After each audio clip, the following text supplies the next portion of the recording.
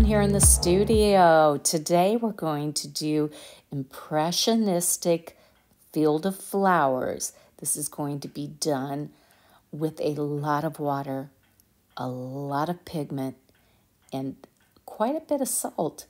And we're going to get some really, really interesting effects. And I'm going to take you through the process of how I'm doing this very impressionistic painting. It's going to be done with a very limited palette also.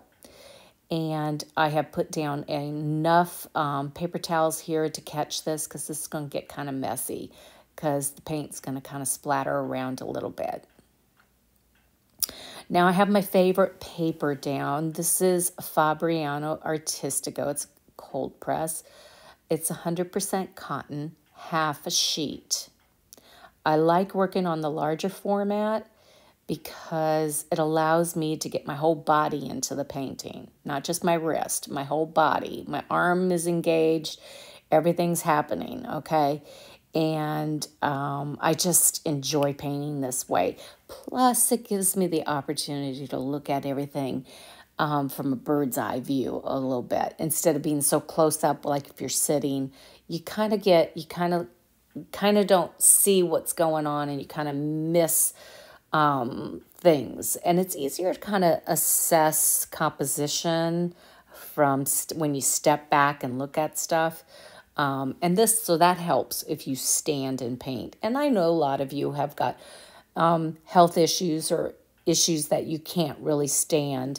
Then, you know, maybe working on an easel is also another idea. But the water and that will all flow differently, whereas I work flat, so the paints have a tendency to just sit and puddle versus water rolling down the paper. So you have to, you know, just deal with the water a little bit differently in those situations. Okay, so I'm putting down my favorite color from Master's Touch Premium line. It's from Hobby Lobby. I love this indigo. I don't know what it is about their indigo, but I feel like they got it right. Some indigos are not quite right. And this one is so pretty. It's so pretty. It's like true indigo to me of what indigo needs to look like. And so I'm haphazardly putting this down, okay? Keeping a lot of white spaces. So study there's a lot of white, right? So there's a lot of wet spaces and there's a lot of dry spaces. Not everything is wet here. And I've created some puddles. So when my eye is scanning over the sheet of paper, I'm also looking for those puddles because you have to tackle them. You don't want them sitting there getting, you know, pooling and making weird marks and doing weird things and the other paints mixed with it, and it just turns into a hot mess. So you have to control the water. Part of working with loose watercolor is control. You've got to learn how to control the watercolor. So if you can master that, then you're well on your way. Look at this. This is going to get crazy now. I'm just going to make a mess here. And I'm just going to just throw it on the paper and turn it into something. This is working very... I know where I want to go with this. I want to make a field of flowers, but now I have a mess. And what am I going to do? Well, that's easy. Get that. So I'm also thinking composition. Left, bottom, top, right to bottom, left, top, left, bottom, right.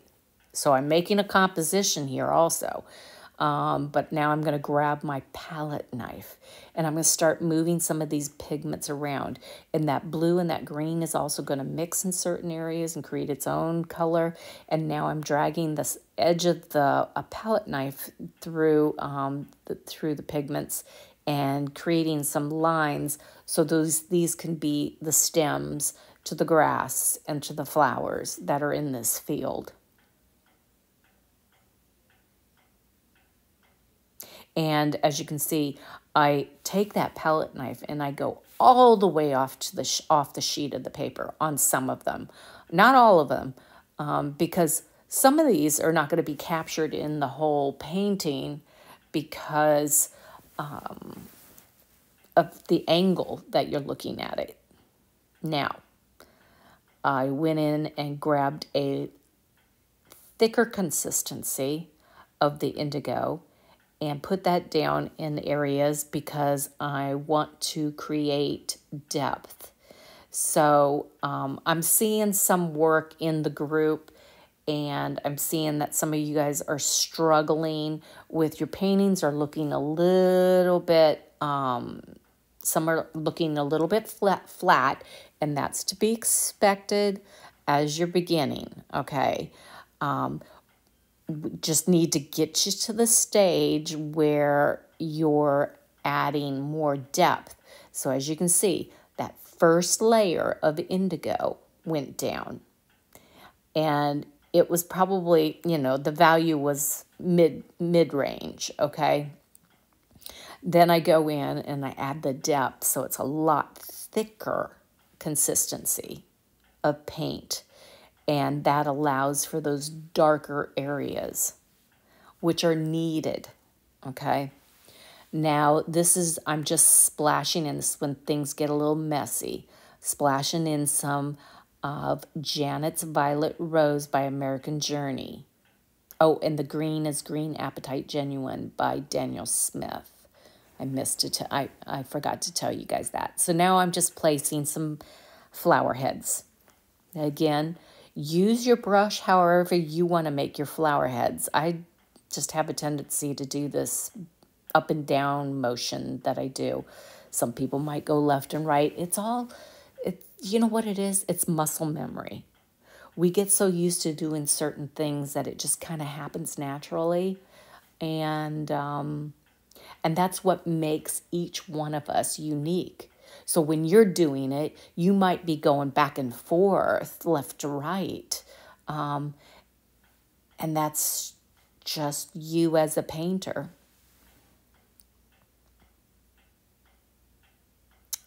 And there was a lot of water.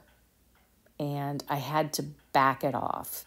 So I just kind of threw that tissue all over the sheet and grabbed some of that water.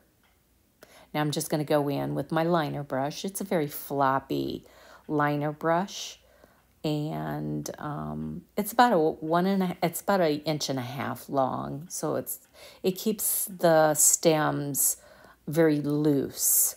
I can't get really precise with it, nor do I want it to be. Because think about it. You've got this very loose, abstract, semi-abstract, or impressionistic field of flowers that's real loose, and then you'd have really straight, perfect stems would look ridiculous. So keep it loose, and one of the ways to keep it loose is to get yourself a really floppy liner brush. That one is, I bought that one at Hobby Lobby, and it's just a synthetic liner brush, and it's fantastic. It's their brand, too. It's Master's Touch, I believe. I love my liner brush. Okay, see that area? Now, there's a horizontal line forming of water there. And I'm thinking, I wonder if I put in like a separation, like a trail, like somebody can walk through that field of flowers. So I'm just kind of backing that out right now, the pigment, and seeing if I like the idea of maybe doing a trail through the flowers, but I felt like it's pulling the painting in two. And I'm like, I don't feel comfortable with this. I'm going to close this back in. So I'm saying no to that. So what I'm going to do here is I'm going to grab a lot of indigo and rebuild that center there that I just removed. And that's even if you're working on something similar, and you just don't like something, and if it's wet enough, you can go in and remove things and then rebuild. So you can see me rebuild here in this area. And I know sometimes when we rebuild, we can really lose our white spaces. So really try to retain as much white space as you can, because these flowers need to be able to breathe. Over on the top left, there's a good, what do I want to say? Good example from the right side of the painting to the left side of the painting. On the right side of the painting, you'll see there's a lot more white, and the stems on those flowers on the upper right will look a lot more sharper, and I like that top right versus the top left. The top left, there's a lot of color bleeding out more. It's a little bit more blurry. So I'm going in right there, and I dropped in a lot more pigment to kind of help it out a little bit. Because if I didn't add that extra depth, it would just look all really blended, and it just needed an extra push. So I guess what I'm gesturing here is I'm talking about composition and keeping your eye on what's going on and where things really still need to be more built to pull it all together. And that can be done in the very last portion of your painting. When you're going in and doing finishing touches, is to add in those extra areas that really need just a little bit of strength.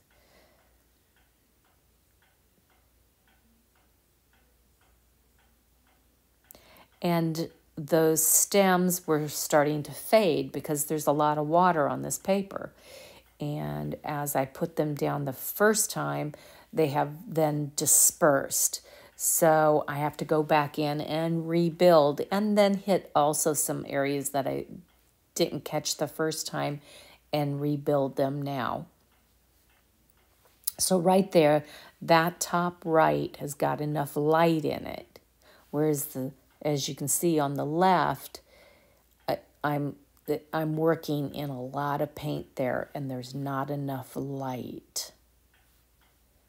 There's enough, but really, I would like to have seen a bit more. But here's the thing. We're going to be bringing that other component into play here of the salt. And that salt is going to also bring in light. So if the painting is feeling very dark to you, don't worry, okay? Because you're going to put the salt down, and you might not see it like right now. You're not going to see it. But if you come back in an hour or two and look at it, you're going to see a lot more white come into play. So strategically, kind of place your table salt where you want it, where you'd like to see some salt to dance around on the painting. That's what you do. And there was kind of a puddle, and the salt went into that puddle, and I knew it was just going to be a mess. It wasn't going to turn out and be anything great, so I figured I would just grab it right away. So this corner, there's just a little red Janet's Violet Rose that got up there that looked a little odd. So I'm just going to bring just a little bit of green Apatite Genuine up to that area and kind of just build that up just a little bit. Now I'm just going to go in with a little bit more green Apatite Genuine and place just a little bit more depth into place.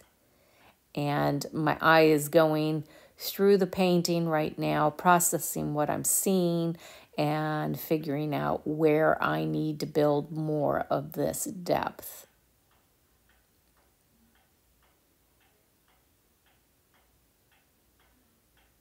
And now leaves are coming into play just a little bit, not much, just a little bit, using my brush, the round brush here, to create just a little bit more heavier texture, whereas the liner brush gives me that very fine line.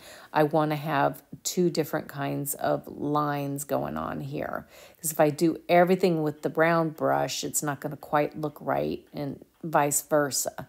So you need two different brushes. Here's the salt coming into play. How pretty is that? And that's not even close to being done yet. When it is completed, it is fantastic. And I will definitely show you a close-up of that in just a few moments, because this painting has pretty much been completed. I thought I would probably come back into this and do more work, but I had no idea when I would walk away and come back and see what happened to this painting. I was on the fence with it, though. I thought maybe I should go in and add just a little bit more detail. But then I thought, you know what? I can't do that, because the minute I do it, I'll end up killing it. So sometimes we just need to walk away from our paintings and let them be what they are. And this one looks like frozen field of flowers. So I hope you enjoyed this tutorial, you guys. In the meantime, stay safe out there, stay well, and God bless. Bye for now.